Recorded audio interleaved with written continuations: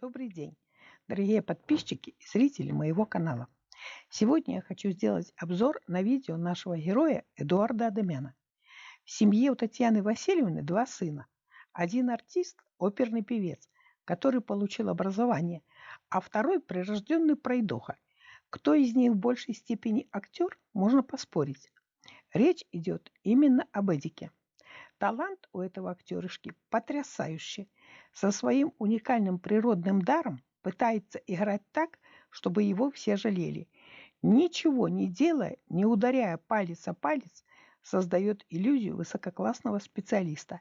А если надо поплакаться мамке, Самвелу, родственникам для достижения своих каких-то целей, это у него запросто. Так умеет все обставить и преподнести, что некоторые им еще и восхищаются.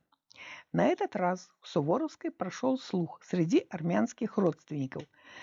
К тете Айгуш приезжает брат, который жил в Башкирии. Ну и тетя, как бы между прочим, сказала об этом Гульназ. Радио сработало быстро.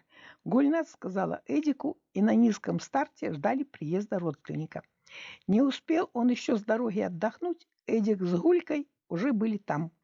Эдик одет в свою куртку, которая произвела фурор на канале, так сказать, для контента. У тети Айгуш, как всегда, скатерть-самобранка, и все приглашены к столу. Перекинулись во время трапезы несколькими фразами, узнали, что в Башкирии выпал снег.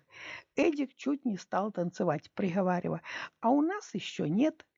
Тетя с дядей накормили, напоили Эдюшу с Гулькой. Еще придачу дали грузинской хурьмы. Поехала дальше эта парочка по Суворовской.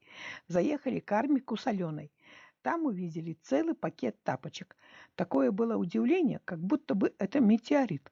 Взяли каждому по паре и опять за стол. И все по новому кругу. Попили, поели.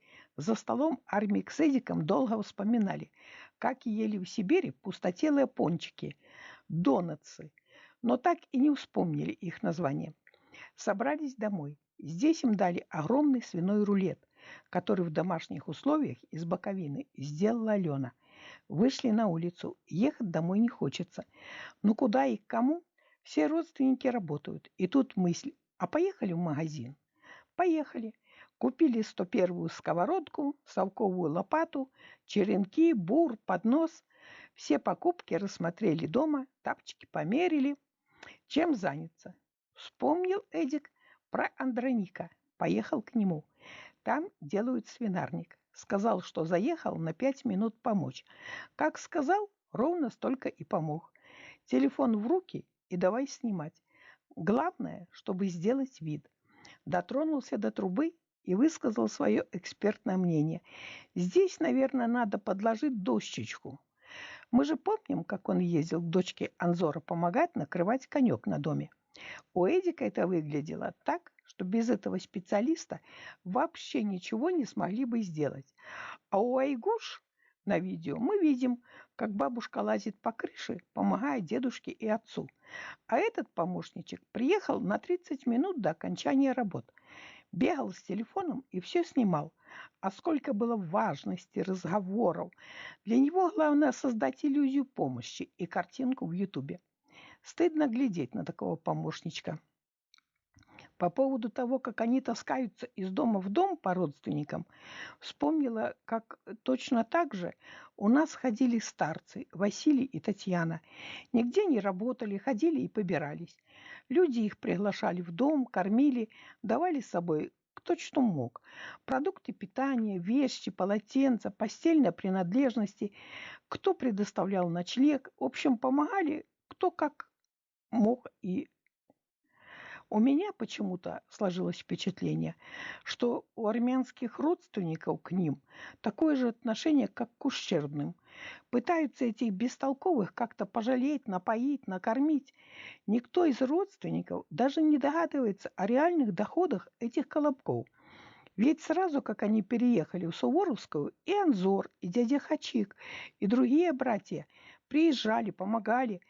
Но как только увидели, что Эдик не стремится быстро все доделывать в доме, поняли, что у него совершенно другие интересы, а ремонт для него – дело третье.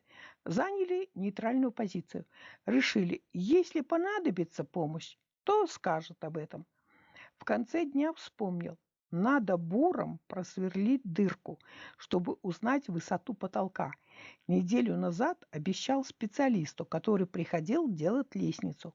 Сделал аж 2. Гулька держала в гараже лопату, а он мерил. Одна 18 сантиметров, вторая 20. Эдик развел руками. Ну, так бывает. Вердикт был таков. На эту стенку мы телевизор ставить не будем. Там будет диван. А телевизор рядом с будущей лестницей. А чтобы их с Гулькой не сдуло, в те дырки, которые он пробуравил, взял и запенил. Так сказать, для надежности. Так хочется взять ту купленную сковородку и дать по башке обоим. Может, хоть один из них начнет думать. На этом я заканчиваю свой обзор. Всем здоровья, мира, добра, хорошего настроения. Пишите комментарии, ставьте лайки, подписывайтесь на мой канал. И до встречи.